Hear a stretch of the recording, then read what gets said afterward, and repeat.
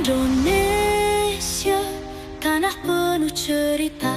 Di tanahmu aku berdiri, membela negeriku dengan cinta. Untukmu Ibu Pertiwi, terberkatilah Indonesia.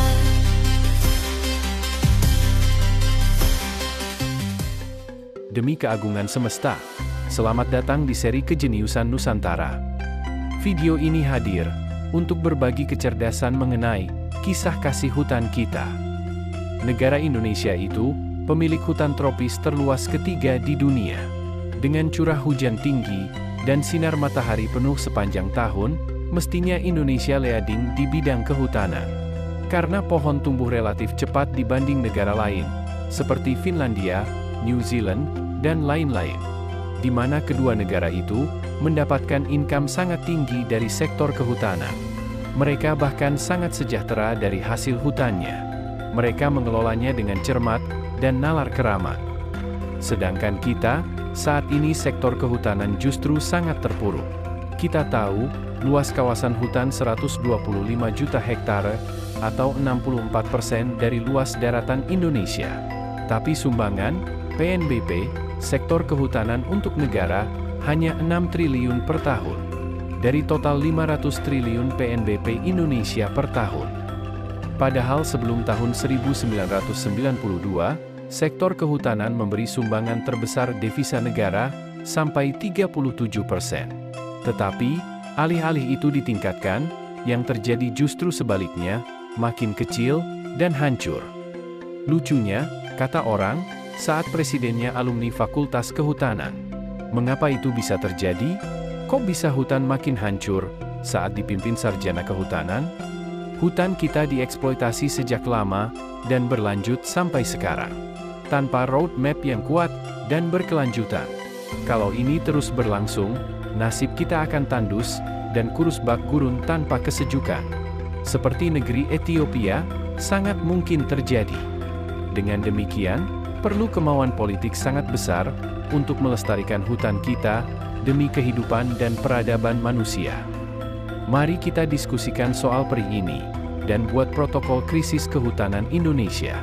Ini isu sangat penting, dan genting di depan mata. Kita memang punya Kementerian Kehutanan.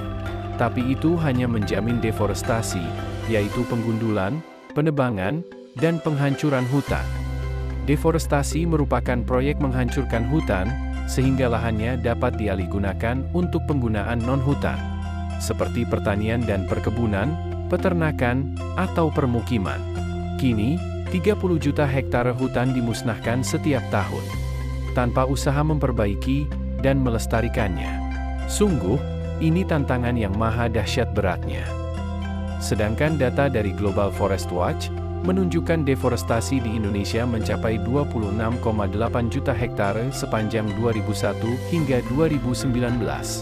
Deforestasi tersebut paling banyak terjadi di hutan dan lahan Sumatera dan Kalimantan. Di Pulau Jawa, Sulawesi, dan Papua menyusul. Dan, proyek food estate kini menjadi proyek utama deforestasi. Memang dari sisi tujuan, proyek food estate ini dilaksanakan untuk mengantisipasi krisis pangan, berniat swasembada pangan, dan antisipasi perang dagang pangan. Tentu saja, langkah khusus pelaksanaan food estate seolah memberi harapan besar, walau prakteknya tidak seperti tujuannya.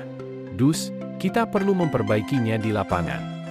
Ya, komoditas prioritas yang akan dikembangkan dalam food estate ini adalah padi, jagung, kedelai, ubi kayu, ubi jalar, kacang tanah, sorghum, buah-buahan, sayur-sayuran, sagu, kelapa sawit, tebu, dan ternak sapi atau ayam. Tetapi, ini perlu praktik ideal yang nir-KKN kalau mau berhasil. Bukan seperti yang sudah terjadi. Sebab kini yang hadir adalah kejahatan lingkungan dan penghancuran hutan.